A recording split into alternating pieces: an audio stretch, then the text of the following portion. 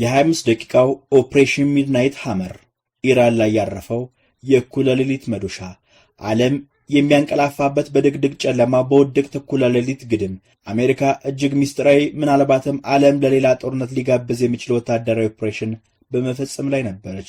በዚህ ኦፕሬሽን ሚድናይት ሃመር በሚል ስያሜ በተሰጠው ወታደራዊ ተልዕኮ ብዙ ሺህ ኪሎ ሜትሮችን አቋርጣ መካከለኛው ምስራቅ ላይ ከተፍ ያለችው አሜሪካ የኢራንን የኒውክሌር ጣቢያዎች በከባዱ አውድማለች። ይህ የሆነው ሰዓት እንኳን ባለሞላ ሽርፍራፊ ደቂቃዎች ውስጥ ነው።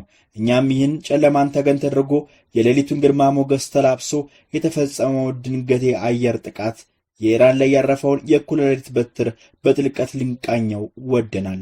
ቻናላችንን ሰብስክራይብ አድርጋችሁ እስከ ፍጻሜው አብራችሁን ቆዩ። አሜሪካ ጨለማን ተገን አድርጋ በድቅድቅ ጨለማ እኩለ ሌሊት ግድም ኢራንን በከባድ ቦምቦች የደበደበችበት ኦፕሬሽን ሚድናይት ሃመር መላው ዓለምን ያስደነገጠ እጅግ አስደናቂ ወታደራዊ ኦፕሬሽን በሚል ሲሞካሽ ሳምንት አስቆጥሯል። ቴህራን ኒውክሌር ታጠቃለሁ በሚል ከምታደርገው ደፋ ቀና ታቅባ እጅ እንድትሰጥና ወደ ድርድር እንድትመጣ ደጋግማ ስታስጠነቅቅ ዛቻና ማስፈራሪያ ያዘለ ማሳሰቢያዎችን ስትሰነዝር የከረመችው አሜሪካ ከበድ ያለ የእኩለ ሌሊት በትር በኢራን የኒውክሌር ማብለያ ጣቢያዎች ላይ በድንገት ማሳረፏ ብዙዎችን ያስደመመውን ያህል ብዙዎችንም አስደንግጧል፣ አነጋግሯልም። በልጅ አመካይቶ እንዲሉ እስራኤልን ማዕከል ያደረገው የመካከለኛው ምስራቅ ስትራቴጂካዊ ጥቅሟን በማስጠበቅ ሰበብ የዋሽንግተን ወደ ጦርነቱ ተስቦ መግባት ያስደነገጠ ያሳሰባቸውም ጥቂት አይደሉም።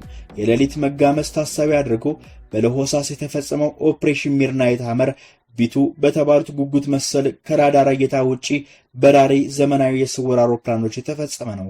ቦምብ አዝነብንቦች፣ እጅግ ዘመናዊ ቢቱ ስፕሪት የጦር አውሮፕላኖች የኒውክሌር መንትያ ህንፃዎች ኢላማ ካደረገው የ2001 የሽብር ጥቃት በኋላ ረጅሙን በረራ አድርገው ነው በሶስት የኢራን የኒውክሌር ማብለያ ጣቢያዎች ላይ ጥቃት የፈጸሙት። 15 ቶን ይመዝናል የተባሉትና እጅግ አውዳሚ ጂቢዩ 57 በንከር በስተር ቦምብ ጭነው ከ24 ዓመታት በኋላ ረጅሙን የተልዕኮ ጉዞ ያለ አንዳች ኮሽታ ያደረጉት 7ቱ ቢቱ አውሮፕላኖች ከታጠቁት ቦምብ 14ቱን በኢራን የኒውክሌር ማበልጸጊያ ጣቢያዎች ላይ አዝንበዋል።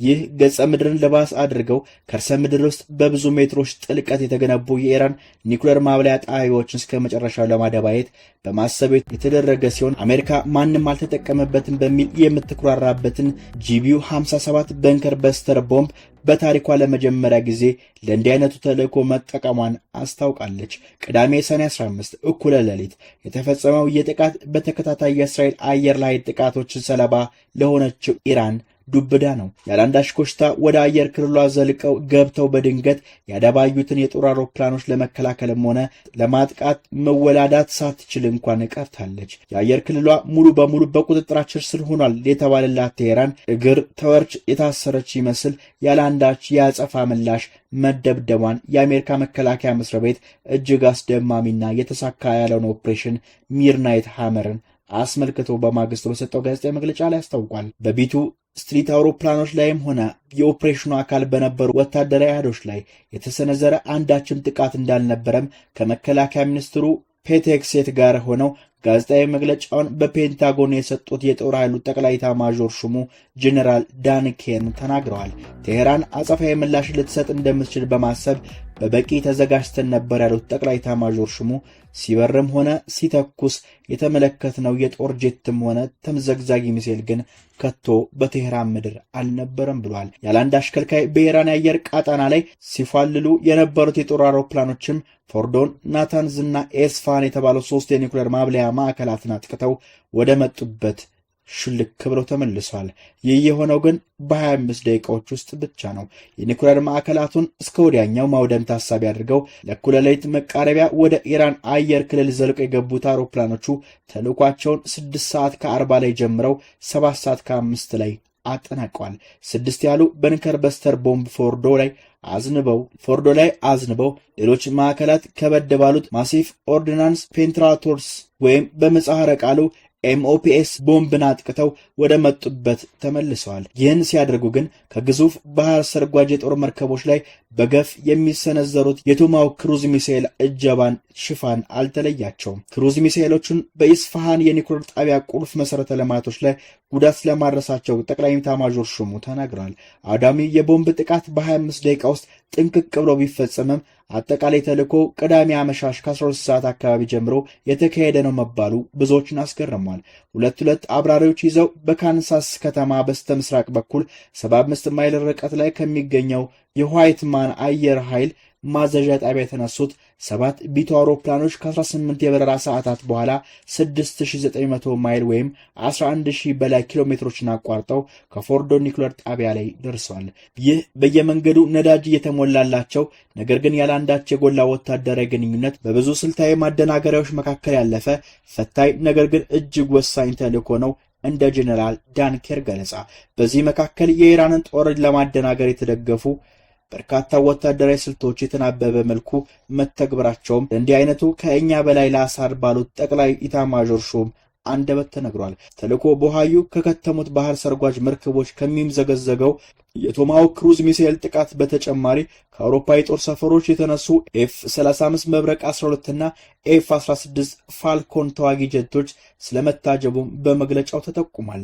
ተልዕኮውን በታሪካዊነቱ ሲያሞካሹትና ሲያመጻድቁት የተደመጡት ሁለቱ ወታደራዊ አመራሮች ኦፕሬሽን ሚድናይት ሃመር እስከዛሬ በተለይም ከ2001 የሽብር ጥቃት በኋላ ከተፈጸሙ ወታደራዊ ተልዕኮች ሁሉ በአይነቱም ሆነ በይዘቱ በጣም የተለየ ብቸኛም ሳይሆን ያልቀረ ነበርም ብለዋል። ከኢራን በኩል ሊሰነዘሩ የሚችሉ የአጸፋ እርምጃዎች የወትሮ ዝግጅት ሳይለያቸው በንቃት እንጠብቃለን ሲሉም ተናግረው ነበረ። ወታደራዊ አመራሮቹ ኢራን ሰማይ ላይ ሲያዘንቡ የከረሙት የተቀናጁ አየር ጥቃቶች ይህ ስኬታማ በሚል የተሞካሸ የደቂቃዎች ወታደራዊ ተልዕኮ በኢራን የስርዓት ለውጥን እስከ ማንበር ሊደርስ እንደሚችልም የተልዕኮ ዋና አዛዥ ፕሬዚዳንት ዶናልድ ትራምፕ ጭምር ተናግረዋል። ሆኖም የስርዓት ለውጥ የሚለው ቃል መጠቀም በፖለቲካዊ መልኩ ትክክል አይደለም ያሉት ትራምፕ አሁን ያለው የኢራን አያቶላህ አገዛዝ ሀገሪቱን ወደ ቀደመ ክብር መመለስ ካልቻለ ለምን የስርዓት ለውጥ አይመጣም ሲሉ ሜክ ኢራን ግሬት አጌን ሜጋ የሚል መልእክት ትሩዝ ሶሻል በተባለ ማህበራዊ ትስስር ገጻቸው ላይ አስታውቋል።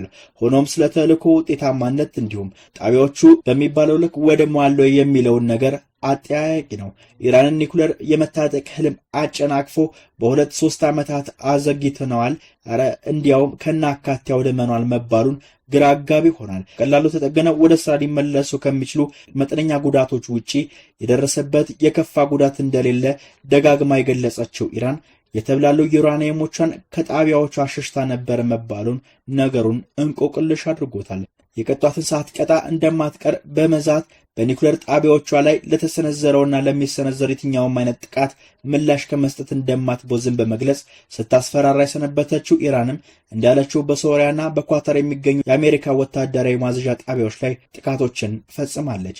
በተለይ ባሻር አልፋታህ በሚል ስያሜ የተፈጸመው የኳታር አልኡዴድ የአሜሪካ የጦር ወታደራዊ ማዘዣ ጣቢያ ጥቃት ኳታርን ጨምሮ ለዘብተኛንን ባይ የባህረ ሰላጤውን የመካከለኛው ምስራቅ ሀገራትን አስቆጥቷል። ለወትሮ በቀንደኛ የኢራን አጋርነቷ ለረጅም ጊዜ ወዳጅነቷ የምትታወቀው እንዲሁም የኢራን ጉዳይ የአረብ ሊግ አባል ከሆኑ ሀገራት ጋር ጭምር ሳይቀር ተቆራርጦ በገለፋ ሀገራት ትብብር እስከ መውጣት የደረሰችው በከባድ ዲፕሎማሲያዊ ውድቀት ውስጥ የነበረችው ኳታርም ሉዓላዊነት የተነካ ስትል ጥቃቱን በግልጽ ተቃውማለች።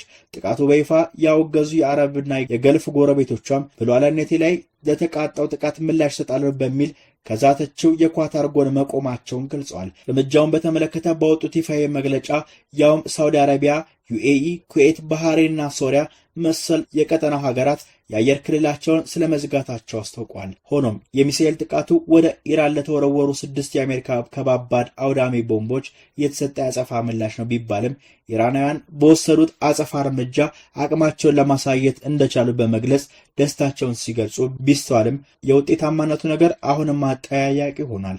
አሜሪካ ኢራንን ከማጥቃቷ ከቀናት በፊት ሰፊ ቅድመ ዝግጅት አድርጋ አውሮፕላኖቿንም ከአልኡዴድ ማዘዣ ጣቢያ አሸሽታ ነበር መባሉም አነጋጋሪ ሆኗል። ብላታ ኒውስ በእነዚህና በሌሎች ዜና ትንታኔ ዘገባዎች ይመለሳል። እስከዚያው ሰብስክራይብ በማድረግ ቤተሰብ መሆኑን አይዘንጉ። የደወል ምልክቷንም ይጫኑ። ቸርን ሰንብት።